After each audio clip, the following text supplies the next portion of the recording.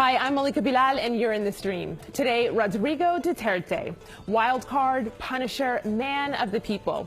That's how the Philippines president-elect is known. So what does that mean for the country and for the region? Our digital producer, Omar Badar, is here, and he's trying to answer that question with people online. The great thing about it is that people online are tuned in, even though it is very early in the Philippines. That's right. And you know, when you're dealing with a figure that is this controversial, undoubtedly the community is just, we have so many comments that are coming that are for and against, that are really, really passionate ones. And kind of you have the perfect storm here. You have the fact that we haven't done a show in the Philippines in such a long time. Very long time. Yep, and we're dealing with a figure that is this controversial.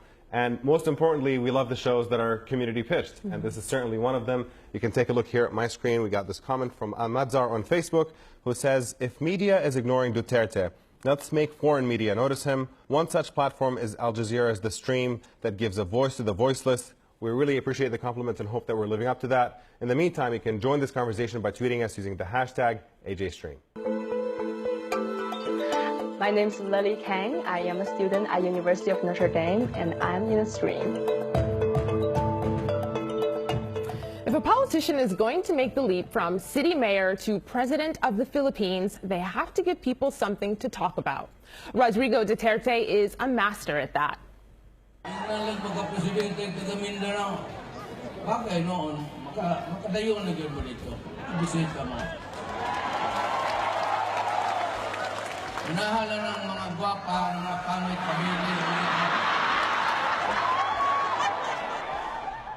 And that is relatively tame. Critics have called him a womanizer. He's made rape jokes and even used profanity to describe Pope Francis. As Davao City Mayor, he earned the nickname The Punisher for his zero tolerance for crime. As president, he's pledged to bring back the death penalty. Stop it or I'll kill you. So how did the Philippines get here? With us to discuss in Manila, Aries Arugay is a political science professor at the University of the Philippines. Pompey Lavinia is the social media director for Duterte 2016, the winning presidential campaign. Carlos Celdran is an LGBT activist, and Ronnie Holmes is a political scientist and president of the Manila-based public opinion polling group Pulse Asia. Welcome to the stream, gentlemen. Aries, I want to start with you. How would you describe the appeal of Rodrigo Duterte? Rodrigo Duterte is not your typical politician. He does not come from the Manila-centric political elite. He is the first president to come from Mindanao, and that's something very symbolic and something that Filipinos have really considered when they voted for Duterte. He comes from Mindanao. Mindanao is often seen as resource-rich, but that's where a lot of poverty and inequality and conflict comes from. So Duterte is coming off really as something relatively fresh. He is abrasive, at the same time raw, but we've had our share of very polished, very articulate, very intelligent politicians, and it hasn't gotten us anywhere so far. Carlos, is that how you would describe it? I know you have family in Mindanao. I would agree with everything that he says completely and absolutely. But it's also his kind of unpredictability, his abrasiveness that kind of creates attention. Not attention as in giving attention, but sort of like it creates some sort of discord, I guess, with international communities that don't quite understand where he's coming from and where he's going to. Abrasiveness, like what? Give us an example. Like the jokes, rape jokes, his use of bayot, which means homosexual, in pejorative manners. Just basically talking a bit off the cuff, which people like in the Philippines find refreshing, but I don't know how that would translate in the international community. It's already gotten him into trouble with Australia and the United States. I just wish it doesn't keep continuing throughout his entire term. So we do have people online who are commenting about his personality and how he comes off. We have Jejan Pressing over here who says he comes off humanitarian, but not humane. Does that make sense? A man we might recognize as our uncle, friends, peers, and so on. And then, Pompey, you tweeted this as well. You said the mayor of the Philippines plans to use his personal pickup truck as his official presidential vehicle. And the question of this, him coming across as an ordinary person, is this just an act to appeal to people, or do you think that this is something genuine that we're seeing right now? Well, what you see is what you get. That is really Rodrigo Roa Duterte himself. That's the truck he's driven ever since he became mayor, and he's had total of 6 terms. That's 18 years. He has always driven a pickup truck. It's not a prop that was put on there for the purpose of the elections. What you see is what you get. Ronnie, you hear him, what you see is what you get. He talked about him driving the same car when he was mayor. So when he was mayor, there are lots of accolades that are awarded to him. Do you think that that is something that can then translate, and is that the reason for part of his appeal? I think that's the reason for his appeal, really, that he has not in any way pretended to be anyone else. During his declaration for his candidacy, when he came out, it was he admitted that he had several women. He also said that he will kill all criminals, whether that's Blaster. That was something that really appealed to a significant segment of the population. So you had a candidate, when he was a candidate, he basically took out all possible criticisms against him. And despite, let's say, the cursing of the Pope in our own poll, we saw only a slight decline. And after he made the controversial rape joke, while there were a number of people who were repelled by the rape joke, many of his supporters did not withdraw their support. I think it's for the reason that he really just simply presented himself for who he is. In his own words, he's a person, he's a man of many flaws and contradictions. You know, Ronnie, when you said that the appeal didn't necessarily drop with the rape comments, Carlos's face, his eyes got wide, he shook his head. Carlos, what were you feeling?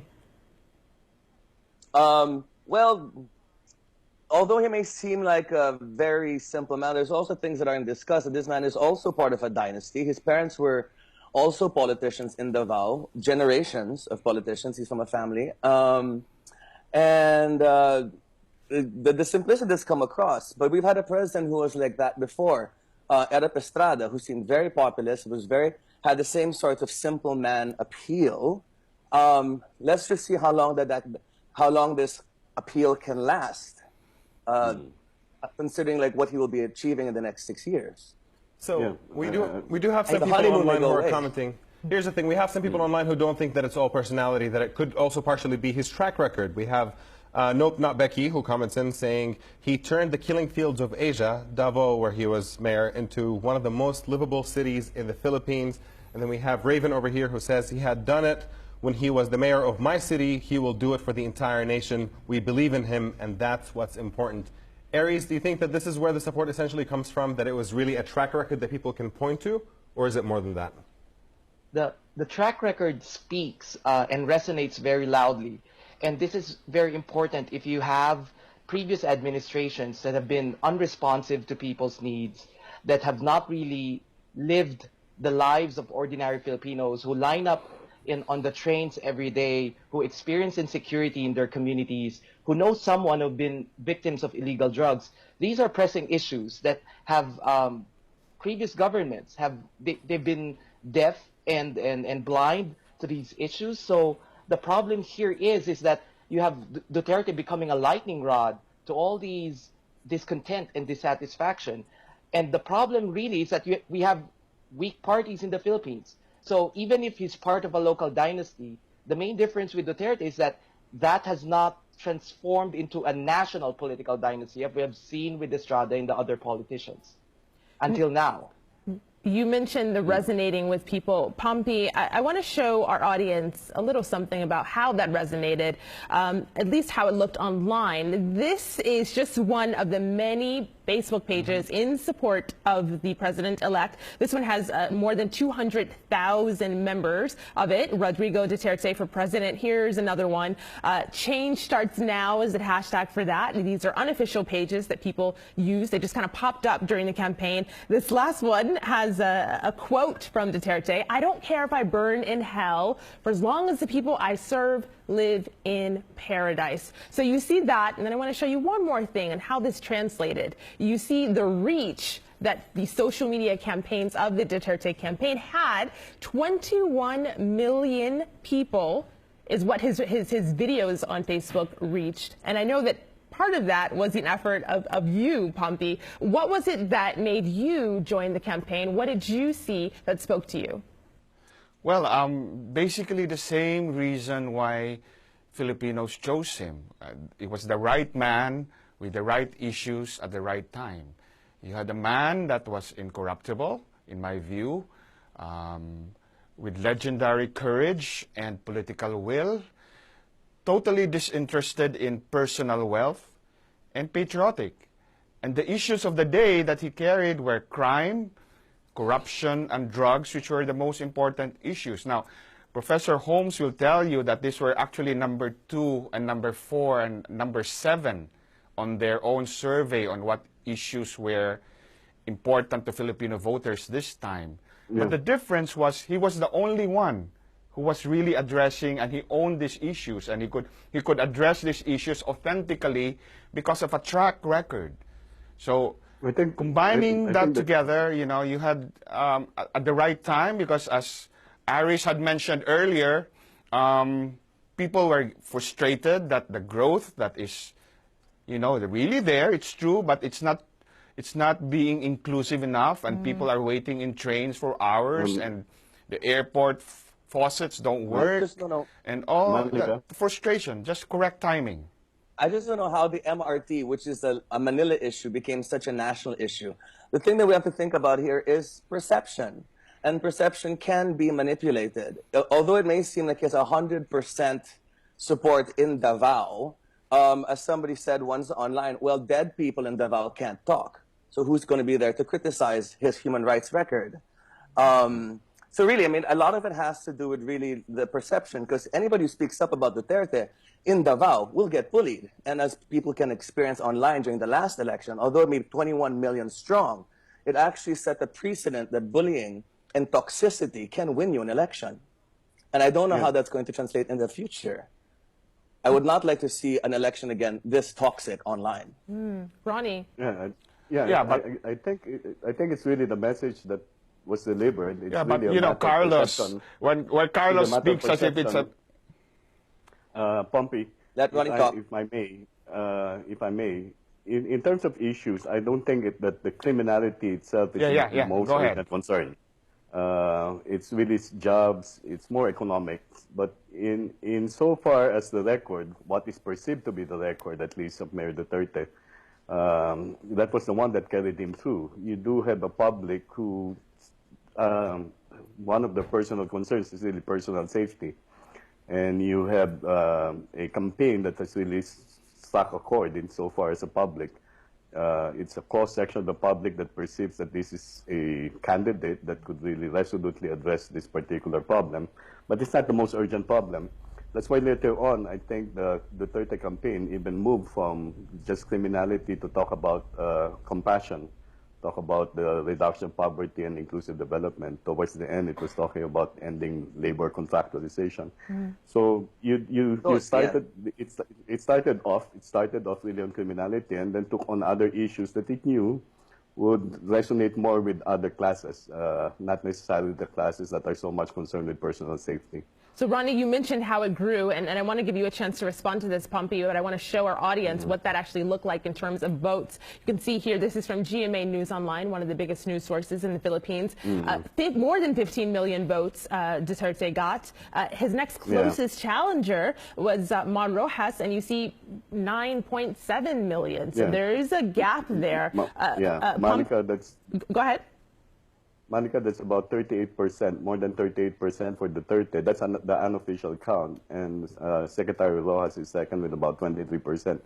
It's pretty close to what his pre-election figures were. If I remember, in our last survey, it was about 35%. And Secretary Rojas and Senator Poe were more or less tied at about 24%, 24 and 22%. So it grew towards the latter part, and largely because of a shift in terms of probably the preferences of other people coming from other candidates for that matter. So, Roddy, as you're talking, Carlos is trying to get in, but I know Pompey has been waiting, and our community, of course, has something to say. So, Pompey, go ahead. Yeah, well, basically, we did try to address the issue of poverty and wages and inflation, but we did not own those issues because all the other candidates were addressing it. But I'd just like to point out, based on Carlos's comment, really there was in a way, this was a measurement of patience. If you listen to Carlos, he seems to think that the MRT is not such a big deal. But really, to many, many Filipinos, especially in Metro Manila, it's such a big thing to have to wait for hours in the heat of the sun in something that should be working, you know, on the dot. And that misperception on the other candidates' side of the frustration of the people, you know, resulted in the victory to Mayor Duterte. Yeah, so I know, Carlos, that you want to respond to that, but I just want to throw this at you because there is a similar sentiment that is being echoed online. Jonathan says, just based on my Facebook feed, thought a lot of people also voted for him because they hated the Liberal Party for its inadequacies. Do you think that there is blame to basically place on the opposition to Duterte for not being better candidates? Oh, no. I blame the opposition for not taking social media seriously and seeing how issues like the MRT can be blown completely out of proportion. And the MRT, of course, for our international audience, is the railway system that runs through It's a railway Manila system and other parts. which has been mismanaged for more than 20 years. It's been focused upon being a problem of the last administration, when it's actually been a problem of the last 4 administrations, being run by a person who has been accused of corruption, the MRT Holdings Company, the private partner of the government.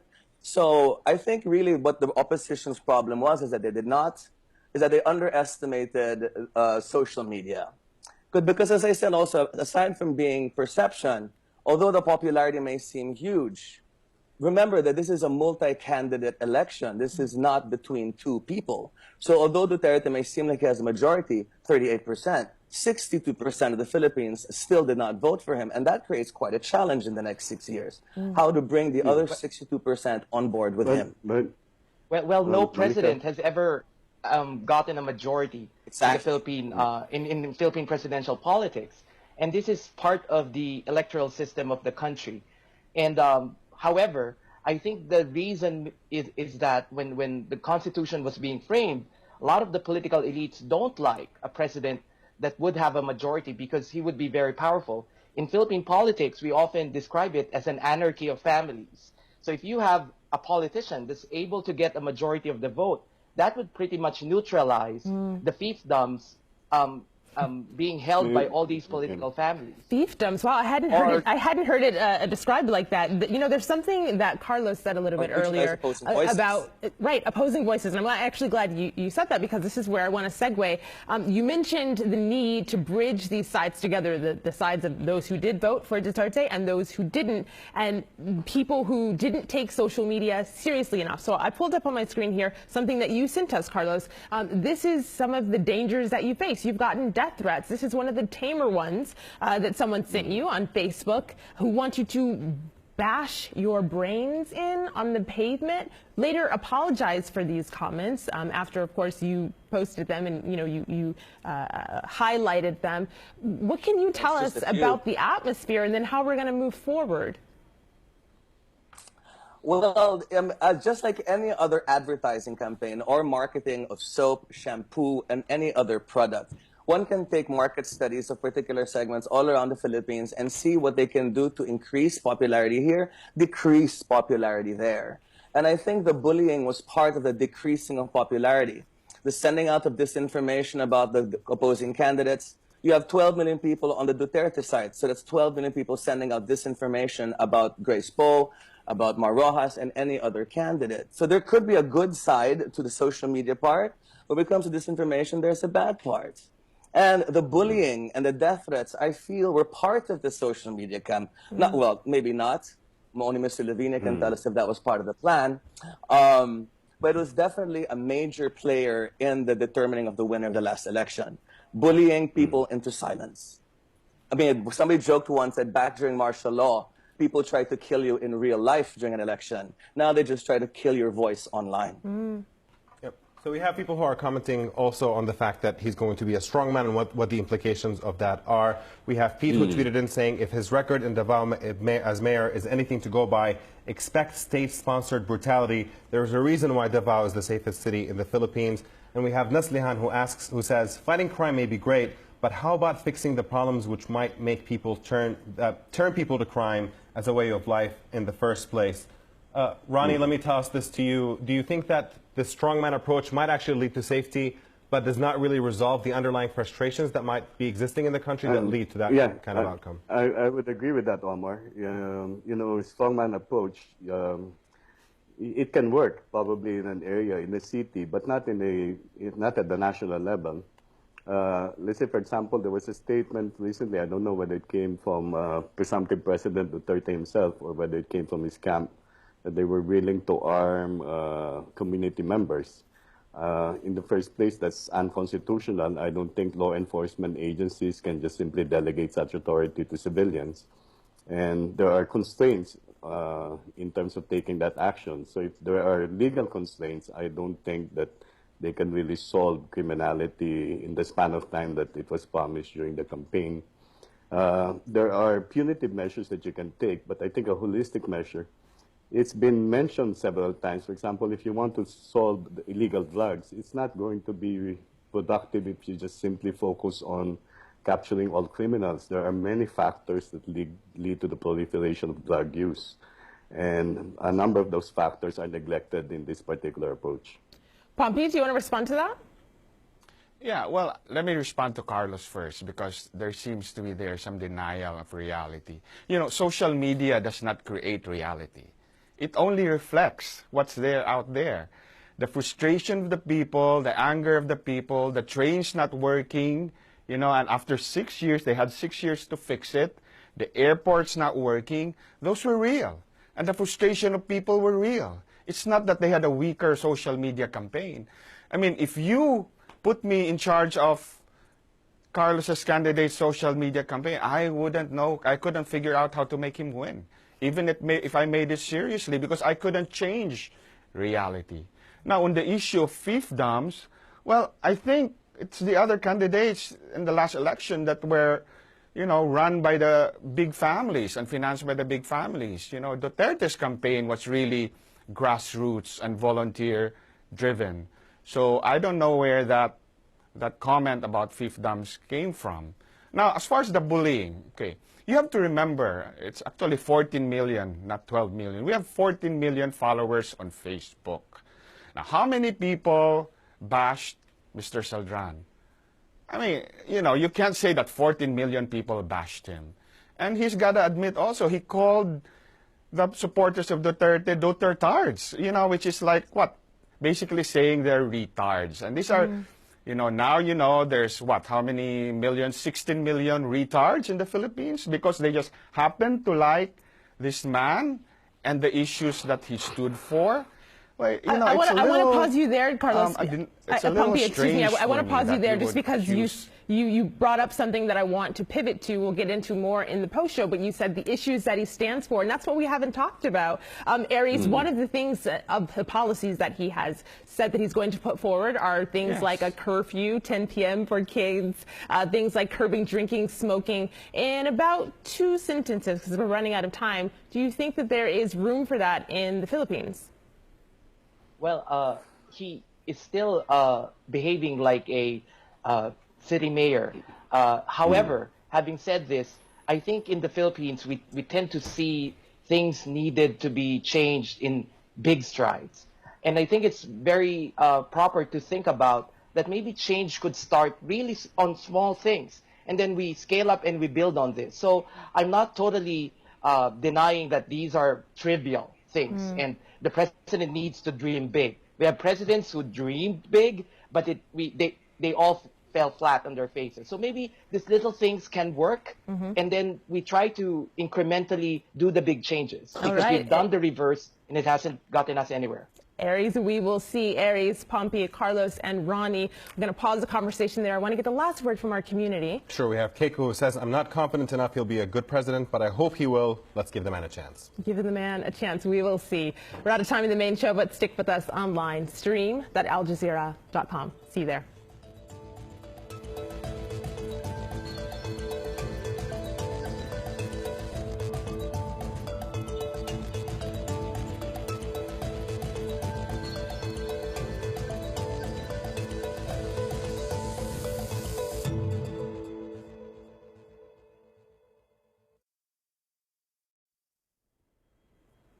Welcome back. If you're watching this, you're online with our post show talking about the Philippines' controversial President-elect Rodrigo Duterte. We're going to get right back to that discussion. We were talking about some of the issues, the policies that he has put forth. He's not yet in office. He's the President-elect, of course, and so we'll see if they will come to pass. One of them is one I pulled up on my laptop. This is an article just from earlier today. Philippine communists welcome unofficial cabinet offer. So the President-elect says he's likely to offer 4 positions, 4 posts to Communist Party that could bring peace. Of course, there has been fighting and a history there. There's also an issue with rebels in Mindanao, and that is an issue that people in our online community, of course, are talking about because we have residents who are talking to us from there. That's right, and we actually got a video comment from somebody who's commenting specifically about the prospects of getting this issue resolved. It's from Nouraini. Take a listen to what she has to say. I believe in Duterte's sincerity, and I know that he will try his best to fulfill his promise of correcting the historical injustice made against the Mindanaoans. Will it be enough to achieve lasting peace? That remains to be seen. We look forward with positivity and hope during the next 6 years, but we have to do it together for the sake of the future generations. And with this, we hope brighter days are ahead of us.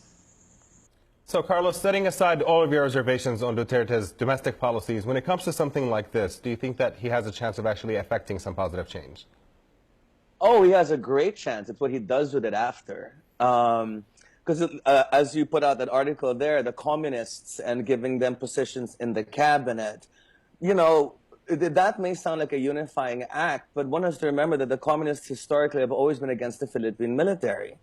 So this will also create tension internally. So I wish that as he says these strong comments, that he was also tread lightly to see what kind of things will be displaced by shaking the system up so much. I mean, I believe in change, but I think change should be done slowly, gradually, and with a lot of thought. I don't know if that's the direction that Mr. Duterte is going to be taking. Ronnie, you're nodding your head there. No, I think in terms of issues, Presumptive President Duterte has the biggest chance in terms of solving the Mindanao conflict. He has been in touch with the MILF, he has been in touch with the MNLF, even with regard to the communist insurgency. Joe Masison is a former professor of his. Although I don't really agree with the offer of 4 cabinet positions to the Communist Party, I think it has also been clarified that they need not necessarily be from the Communist Party. They will look at a short list of recommendations from the Communist Party, but they might just simply appoint progressives there. Although I agree with Carlos, what we've had in the past, specifically under the government of Cory Aquino, this is after 1986, it was a cabinet that was composed of people coming from the left to the right. This is a test, going to be a test of the capability of Mayor Duterte to really mediate between groups that are ideologically different or polarized. I don't know, it has not been seen whether he can do it, because you do have former military generals in his group, and you're bringing in members or progressives from the left. In Cory Aquino's time, there was some factionalism. There was a lot of factionalism, and it led to the resignation of a progressive labor secretary. Now, Mayor Duterte is offering it to the Communist Party to identify recommendations or recommend people for that particular position. That might also repel some business groups who might think that this is something that would be basically detrimental to the business sector. So how do you now mediate? We have not seen how Presumptive President Duterte's capability in terms of mediating between disparate groups. Right. You know, you mentioned factionalism. Pompey, I want to show you one more possible cause of concern. This is a tab from ABC. Rodrigo Duterte very likely to face coup if elected Philippines president. Now, he has been elected Philippines president. This is from opposition politicians who are saying this. What's your forecast on how you see this playing out, Pompey?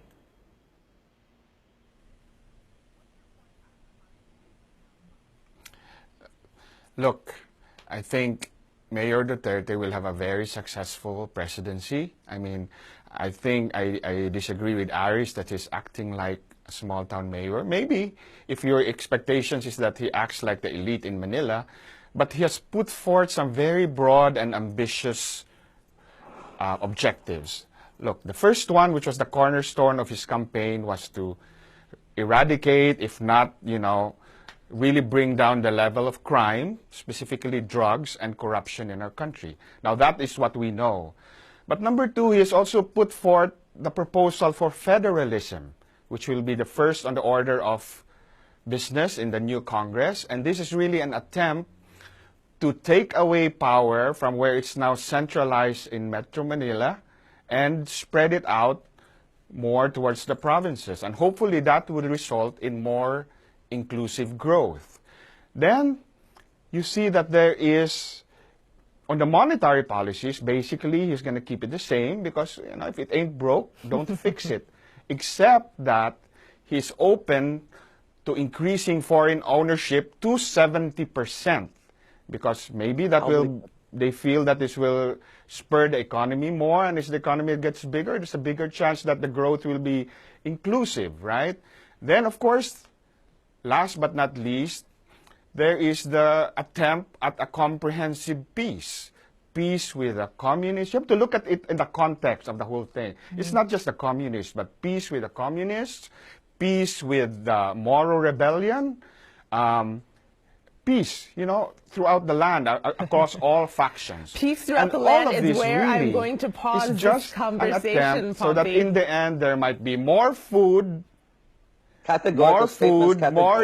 more shelter, more health care, and more education for the average Filipino. This sounds like the promised land, and I've been to the Philippines, and I was already impressed, so that is a country I would like to visit again. Thank you for that, Pompey. You sound like you're definitely across the policy directives. We'll see if you end up with a cabinet position. We'll see. I want to thank our guests, Aries Arugay, Pompey Lavinia, Carlos Celdran, and Ronnie Holmes. I'll give the very last word to our community who stayed up late, some of them, to watch this show. That's right. We have a comment here from Jonathan who says, Duterte laid out some plans. They don't seem concrete, and he wasn't my choice, but all we can do now is hope that he'll prove us wrong.